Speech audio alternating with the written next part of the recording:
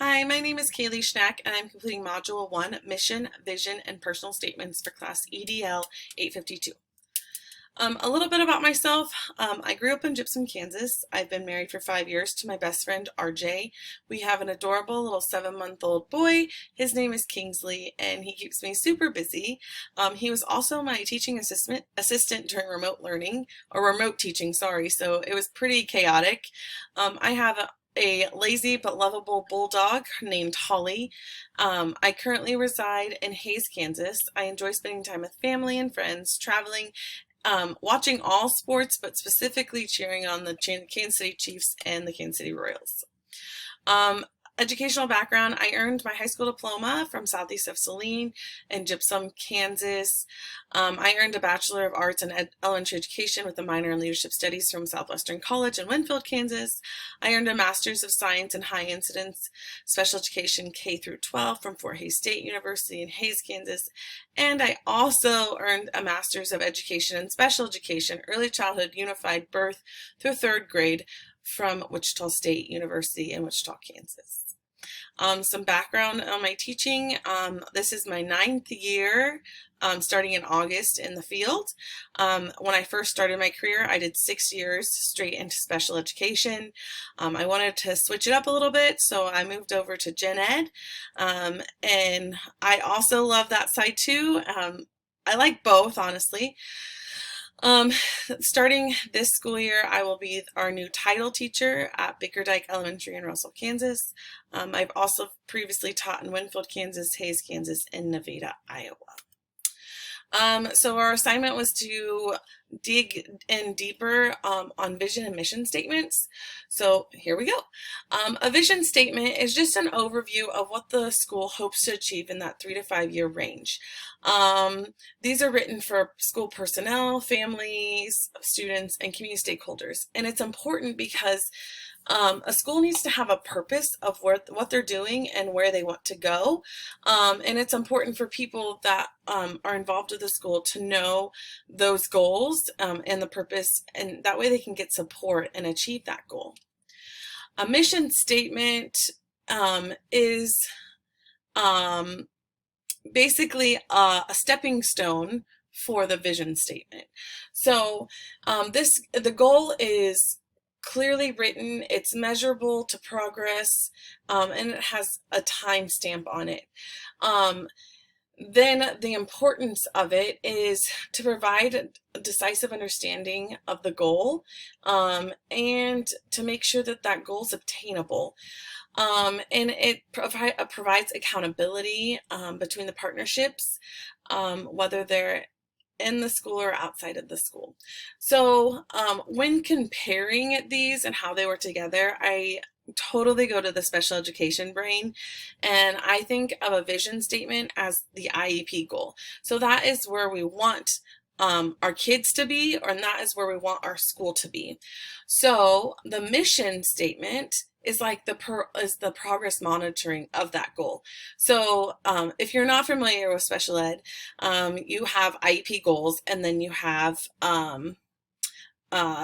progress monitoring, and that's usually quarterly. And so you're just kind of tracking to make sure that you're reaching those goals. And if you're not reaching those goals, how can you change it, or how can you, find something different and fix it to get to that goal? So that's how I envision mission and vision statements and how they go together. Overall, they coincide together, and they need to be clear and concise and have the values of the school. What are the processes for collaboratively developing a mission and vision statement? So the first thing is you need to gain support and ownership of the mission and vision statement, because it's vital for the stakeholders. So you need to have teachers involved in all grade levels, specialist teachers, and just share what the core values are of the school. What are they wanting? What are they needing? And then from there, you're going to go to the stakeholders and just collaborate with the leadership team. So we have a BLT, what's called Building Leadership Team, and we would draft a mission and a vision statement. And you have to be open and honest and collaborate. Education is all about that, but if you're really going to, get a justifiable mission and vision statement. You need to collaborate with everyone, and it needs to be clear, concise, and meaningful. Then you're going to get feedback from your stakeholders, such as the staff, and bring in community members, and talk about this draft. Allow for discussion. Don't take things personal. You never know what idea you might gain from somebody else. Following the meeting, you'll have another leadership team meeting and discuss that consideration from all the other stakeholders and the feedback that you got.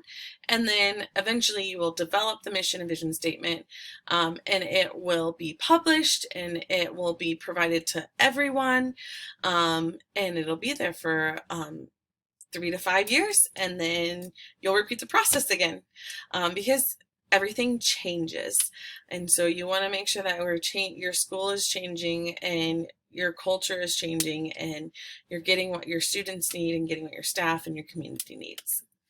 So what are the processes for collaborating, developing a mission and vision statement? So this is just continuing on. I dug into the data use. Data is the big thing for education. We are always reflecting on our teaching, so we need to always be reflecting on our vision and mission statement. Are we meeting those goals? Are we following the pathway to, have a successful school? According to the statements that we provided. Technology is a great resource for schools, but it has to be used correctly, and it has to go with that vision and mission statement. We can't just say, here are all your iPads, good luck at figuring it out. If that's not what it's included in your mission and vision statement, then you need to fix it. Values. So this is the foundational supports of the mission and vision statement. They're the building blocks of what a school is, what it needs to be, and wants to become. Equity, so important in school mission and vision statements, because if you go all the way down, it's all about the students and their education. So public education is not just providing equal but appropriate education for all learners. Sorry, again, the special education hat. I just think that it's important that all learners have the opportunity, and I mean, it is a law, that they should have the opportunity to be able to learn. And then you go into diversity, which again kind of goes with equity. People come from all different backgrounds and experiences, and it's important to accept all of those different backgrounds, and let those voices be heard and be taken seriously. Digital citizenship, that goes with just social media. Our whole world is engulfed in social media and the internet, and it can be a valuable tool, but it has to be used appropriately with your mission and vision statement, and it needs to be professional and, like I said, as a good human being, to grow the culture instead of harming it. And then the last part is community. Without a community, there's no school, because the community helps bring it all together, and collaboration with the community is key, because that's where your students live and that's where your families are. So that is vital in creating a mission and vision statement. What are the characteristics of a well-written mission and vision statement? Well, it needs to be clearly written. It needs to be shared with community stakeholders.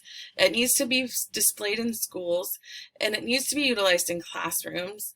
And I think it needs to just be readdressed throughout the school year. I'll hit this a little bit in my reflection, but just looking at our school, I don't see that as much. So school climate and culture should model the statements as they are the foundational core values. So what are the common problems associated with mission and vision statements? Well, they're difficult to understand.